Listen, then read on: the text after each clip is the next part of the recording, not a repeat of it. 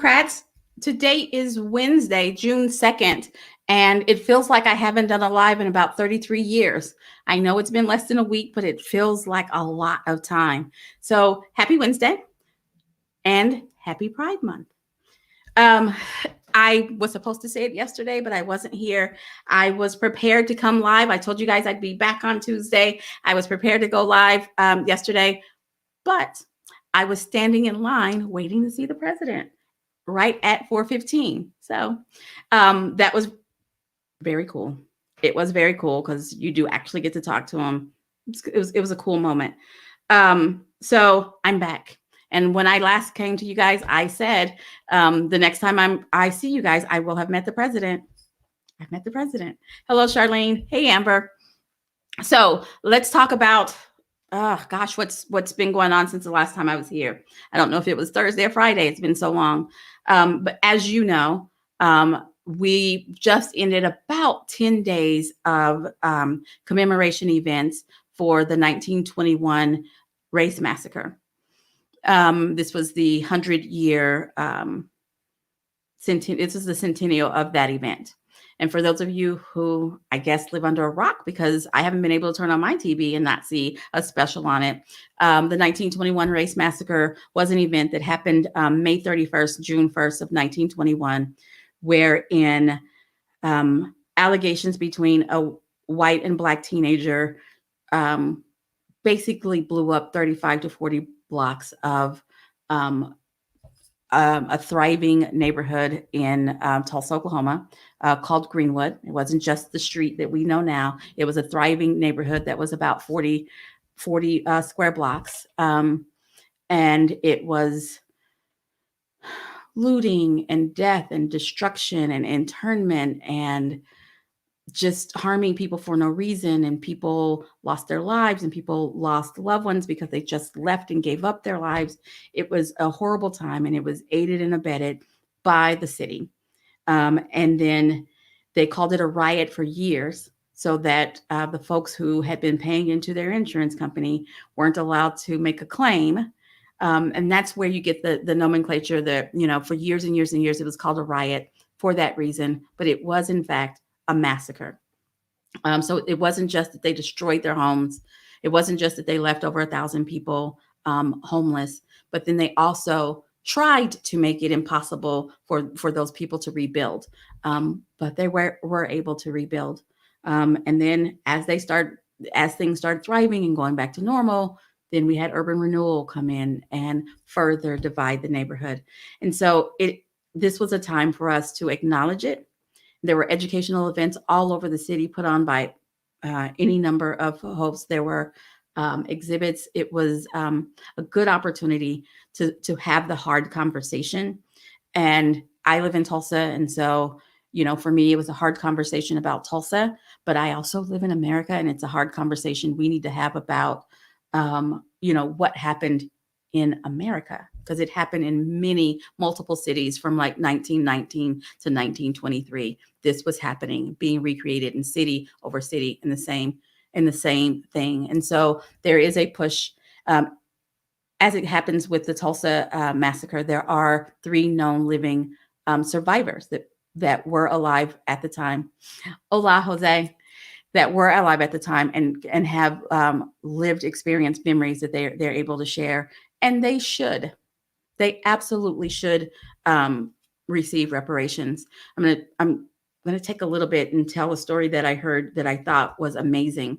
So Mother Viola Fletcher and Hughes Van Ellis are brother and sister. And Miss Fletcher was 7 years old at the time of the massacre. And she came from a prominent family. She had plenty of toys. She had education. She had opportunity, and she had a very nice home. She was 7. Her baby brother was a baby. By the time he was 7, their family was on completely different circumstances because they had lost their wealth, and they had bought insurance and all that kind of stuff, but they hadn't in the 5 or 6 years in between, they hadn't rebuilt. And he had a very different childhood. It makes a difference. It absolutely makes a difference. And that's one of the reasons why we need to have a real conversation about reparations. Okay, that's all I'm going to talk about on that. And it was a commemoration, not a celebration. And I hope that if you were in Tulsa over this last 5 days, that you took an opportunity to go to one of the educational seminars, movies, exhibits, book signings to learn more about what happened and learn about our history and why we need to talk about it. It's not one of those things that you cover up and pretend like it doesn't happen, because here we are 100 years later and we're still talking about it and we're still dealing with the after effects. Okay, so that's what's happened since I've seen you. So some of the events that I attended, took part in, were educational. Some of them were beautiful in the ways that they honored the survivors. And then some of them were kind of a culmination of my 2 years as chair. So what I'm going to say about that is, living in Oklahoma, where our complete congressional delegation are Republican. We know what it feels like. We know what it feels like, and we know that we don't have access to federal electeds that will listen to us. But it came crashing into my face this weekend, as so many of them were in my town. So many of them were in the rooms that I was in and on the streets that I was walking. And I had conversations, meaningful conversations, with folks from Delaware and folks from Texas and folks from Nevada, just all over the country. And, made a lot of contacts that I believe will help the Oklahoma Democratic Party. Folks committed to talking to me about coming to town for fundraisers. Folks committed to working with me to help me figure out ways to sue our legislature when they put up unconstitutional legislation. Folks that will help raise money for the voters registration plan that I've outlined. I was able to roll that out for many, many people who, literally was like, you know what? I know how you can get funding for that. Hey, I have someone I want to connect you with that will help you raise money. I have this. Those are the connections that the Oklahoma Democratic Party needs. And I'm so grateful to be able to make those connections over this past weekend. I am grateful to be able to make those connections. I am saddened because they were, why they were in town. But I'm also reminded that it takes an event like that to make the connections that the Oklahoma Democratic Party needs to be able to grow. It's a conundrum. It's a weird thing. So every day I come to you, and I'm still trying to figure out what I'm going to replace with bills. But for right now, I think I still have some bills to talk about. I'm going to talk about bills, elections, and elected officials. I know I'm 9 minutes in and I'm just now getting to it. So the bill that I want to focus on, and maybe it's not a bill, but I'm going to talk about it anyway. The Oklahoma Supreme Court said, hey, Governor Stitt, your plan to outsource managed care, can't do it. Yay, because it was not, I don't know what the grounds were. I don't have to, because I'm not an attorney. But what I do know, that it wasn't financially sound, and it wasn't going to get more Oklahomans access to affordable health care, which is what we voted for. So yay, he won't be able to waste our money in that way. So that's the bill that I wanted to talk about. Also, listening to President Biden give his speech, and he highlighted, avenues for more jobs and home ownership is inspiring. And he has a plan that is specifically, that will specifically be that Oklahomans will be able to avail themselves of. Kind of excited about that. Now, electeds. Take your pick. I can just talk about all of them. I spent the most time with Congresswoman Sheila Jackson Lee. You guys have heard me talk about her over and over again, because she's the one who authored the bill to get the race massacre acknowledged at the Congress level. She co-authored it with Senator Elizabeth Warren. And so she's kind of a hero of mine. And so I'm glad that I got to I had lunch with her one day. And then everywhere I went, there she was. And so I got to spend some time with her, and it's awe-inspiring the amount of work that that woman can do and the way that she moved around.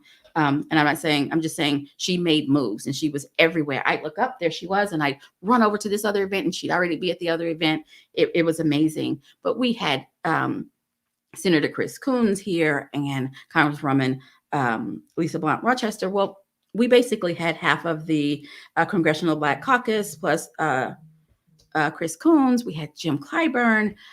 We had Susan Rice and Cedric Redmond and the Secretary of HUD, Martha Fudge. They were all here to commemorate this. And I think this will give Oklahoma some positive attention and some, hopefully, some revenue into our state so we can make some difference. I also got to spend a little bit of time with Cherokee Chief Chuck Hoskins Jr., and I got to spend some time with Chief Standing Bear. Whew, it's a lot, but they are really good connections. My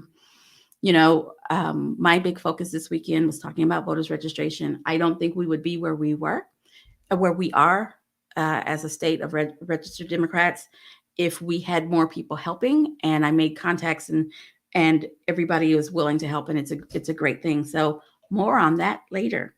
So that's electeds. I don't even want to talk about them except that they were here, and it was great and inspiring to be in the room with them and hear their stories. Now, elections.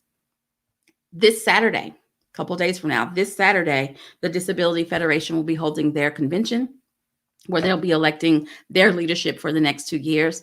Go out to Facebook. They have an event. Sign up for that event. Get involved.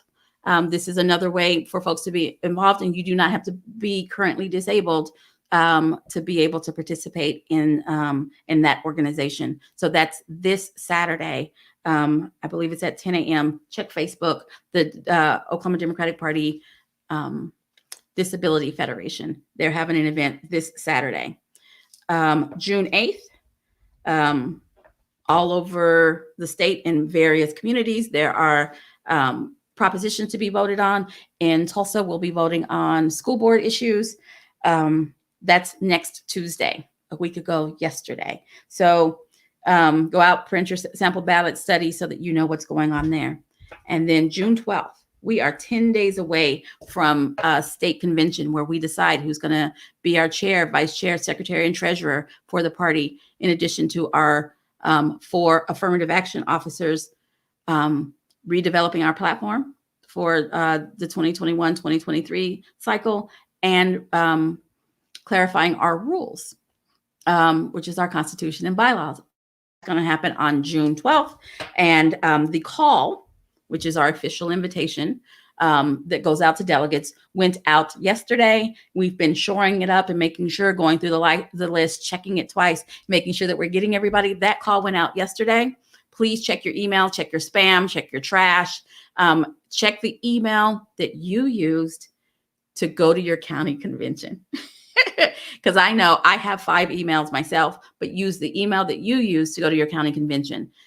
Check the spam and trash and all of those, and make sure that you have your convention, your call. If you don't, reach out to your congressional district chair.